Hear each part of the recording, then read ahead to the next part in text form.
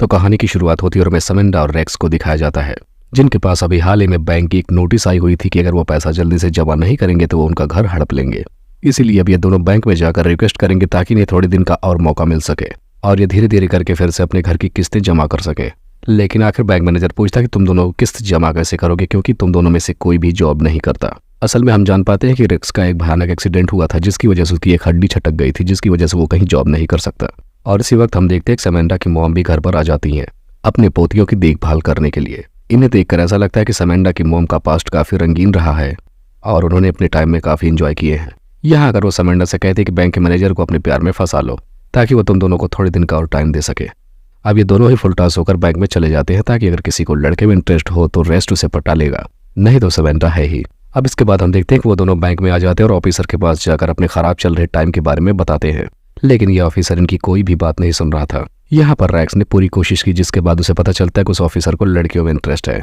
अब बारी आती है समेंडा की, जिसके बाद वो पूरी तरीके से उसे सेड्यूस करने में लग जाती है और यहाँ पर वो कामयाब भी रह जाती है और वो अपना जादू उस पर चला देती है। जिसके बाद अब बैंक वालों ने उसे 1 महीने का टाइम और दे दिया है। अब अगले दिन हम देखते हैं कि समेंडा अपनी फ्रेंड के साथ एक कैफे में बैठकर लंच कर रही थी, लेकिन इस वक्त भी समेंडा को काफी ज्यादा टेंशन थी कि वो आखिर 1 महीने में कैसे किस्त को जमा कर पाएगी। यहाँ पर वो अपने फ्रेंड से भी जॉब करने के लिए बोलती है, लेकिन उसकी फ्रेंड्स के पास भी कोई जॉब नहीं होती। तभी समेंडा की नजर पास में पड़े एक अखबार पर जाती है जिसमें एक वैकेंसी निकली थी, वो भी एक मसाज पार्लर में। और समेंडा ने इससे पहले भी मसाज पार्लर में काम कर रखा था, इसलिए वो अगली सुबह होते ही इंटरव्यू के लिए चली जाती है। अब यहाँ पहुंचने के बाद समेंडा को पहले से इस जॉब का एक्सपीरियंस था, इसलिए उसे आसानी से जॉब मिल जाती है और अब उसे अगले दिन से काम पर जाना पड़ता है। अब हम देखते हैं कि अगले दिन वो पार्लर में टाइम से आ जाती है, जिसके बाद पार्लर की हेड उसका वेलकम करती है और इसके साथ साथ वो वहाँ पर काम कर रही सारी लड़कियों से भी उसे मिलवाती है। और आज के दिन वो अपने पहले क्लाइंट से मिलती है, जिसके बाद वो काफी पैसे कमाते हैं, लेकिन उसे ऐसा काम करने के बाद काफी बुरा लगता है, इसलिए वो घर जाते टाइम ऊपर वाले से माफी मांग रही थी। जिसके बाद अब वो अपनी फ्रेंड के बार में आ गई थी। असल में समेंडा को इस बात की कंफ्यूजन थी कि वो जो काम कर रही है वो सही है या गलत, इसलिए वो उससे पूछने के लिए इस काम के बारे में यहाँ पर आई थी। अब अपनी फ्रेंड डी को वो इस काम के बारे में सब कुछ बताती है और इसके साथ साथ वो उसे अपने पूरे दिन की कमाई भी दिखाती है। अब इतना सब कुछ देखने के बाद डी एकदम घबरा जाती है कि उसे लग नहीं रहा था कि उसकी फ्रेंड इतना गलत रास्ता अपना सकती है, लेकिन इसके साथ साथ उसे समेंडा की कंडीशन के बारे में भी पता था, इसीलिए वो समेंडा को समझाती है कि तुम थोड़े दिनों के लिए ही ये काम करोगी, नहीं तो इस काम में तुम और भी ज्यादा फंसती चली जाओगी और इससे तुम्हारी काफी बदनामी भी हो सकती है।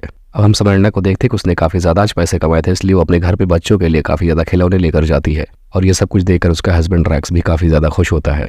अब इसके बाद हम देखते हैं समेंडा को धीरे धीरे ये काम करने में काफी मजा आने लगा था, जिसके बाद उसने थोड़े ही दिनों में बहुत सारे पैसे कमा लिए। जिसके बाद उसने अपने घर का लोन जाकर एक बार में ही पेड कर दिया, जिसे देखने के बाद बैंक ऑफिसर भी एकदम चौंक जाता है। अब हम देखते हैं समेंडा को ये काम करते हुए काफी ज्यादा टाइम हो गया था, इसलिए अब डी उसे समझाती कि तुमने आखिर अब पूरा कर्जा अपना चुका दिया है, तुम्हें यह काम बंद कर देना चाहिए। लेकिन अब समेंडा को इतने सारे पैसों की लत लग चुकी थी, जिसकी वजह से वो यहाँ से वापस नहीं जा सकती थी। हम जान पाते हैं कि समेंडा को भी पता चल चुका था कि वो अपने हस्बैंड को धोखा दे रही है, लेकिन वो अपने पैसे कमाने के चक्कर में सब कुछ करती जा रही थी और वो इससे काफी खुश भी थी। अब एक दिन हम देखते क्रिसमस डे आता है, जिसके दिन समेंडा अपने परिवार के लिए बहुत सारे गिफ्ट लेकर आती है और यहाँ पर वो अपनी मॉम के लिए भी एक महंगा गिफ्ट लेकर आई थी। हम देखते हैं पूरी फैमिली खुश थी, लेकिन रैक्स को अपने ऊपर शर्म आ रही थी क्योंकि वो अपने घर के लिए कुछ भी नहीं कर रहा था। जिसके बाद हम देखते हैं समेंडा रैक्स को एक बाइक गिफ्ट करती है, जिसे देखने के बाद रैक्स काफी ज्यादा खुश होता है और इसके साथ साथ समेंडा को रैक्स भी अपने नए बिजनेस के बारे में बताता है, जिसे देखने के बाद समेंडा भी काफी ज्यादा खुश हो जाती है। अब हमें अगले दिन का सीन दिखाया जाता है, जहाँ पर हम देखते हैं कि वहाँ पर काम कर रही लड़कियों में से एक लड़की एमा, जो कि अपने चर्च में जहाँ पर वो प्रार्थना करने जाती है वहाँ पर वो अपने फादर को जीसस का रूप मानती है और आज उसी चर्च के फादर अपनी सर्विस करवाने के लिए उसी के यहाँ आए हुए थे। अब उन्हें यहाँ पर ऐसा देखकर एमा का दिल तो टूट ही गया था और ऐसा देखने के बाद वो काफी ज्यादा रो रही थी, जिसके बाद अब उसका भरोसा हर जगह से टूट गया था।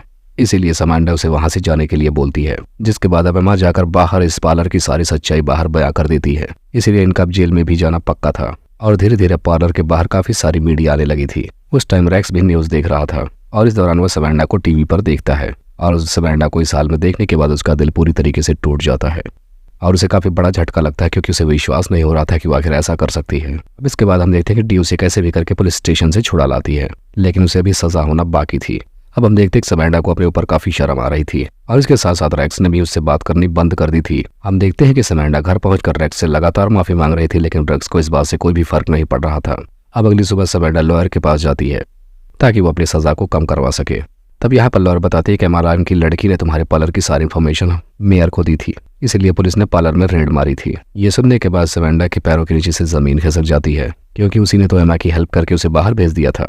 और एमा ने उल्टा उसी को ही फंसा दिया था। अब इसके बाद यहाँ पर लॉयर बताती है कि तुम जारी लड़कियां जो भी पार्लर में काम करती हैं, तुम सबको अपने कस्टमर की जानकारी मेयर को देनी होगी ताकि वहां पर आने वाले सारे व्यक्तियों के बारे में मेयर को पता चल सके। जिसके बाद समैंडा और बाकी लड़कियां काम करने वाली पार्लर में अपनी सारी जानकारी उनको शेयर कर देती हैं और मेयर अब उन सारे आदमियों को पब्लिक में फेमस कर देता है ताकि उसे बहुत सारा वोट मिल सके। अब दूसरी तरफ हम रेक्स को देखते हैं जो कि अपने बच्चों के साथ वह घर छोड़कर कहीं और जाने लगता है। अब फाइनली वो डेट आ चुकी थी जब कोर्ट में समैंडा और उसके फ्रेंड्स को सजा होने वाली थी, जिसके बाद अब जज उन सबको 1 महीने की जेल सुनाता है और इसके साथ साथ उन्हें $2000 जुर्माने के तौर पर भी देने होंगे। अब हम देखते हैं कि 1 महीना गुजर जाता है, जिसके बाद समैंडा अपने घर में एकदम अकेली होती है। तभी समैंडा की मॉम उसके घर पर आकर समैंडा से माफी मांगने लग जाती है। दरअसल समैंडा के साथ जो कुछ भी हुआ उसकी जिम्मेदार उसकी मॉम ही थी और उसकी मॉम सारी गलतियों का जिम्मेदार खुद को मानकर वहां से चली जाती है।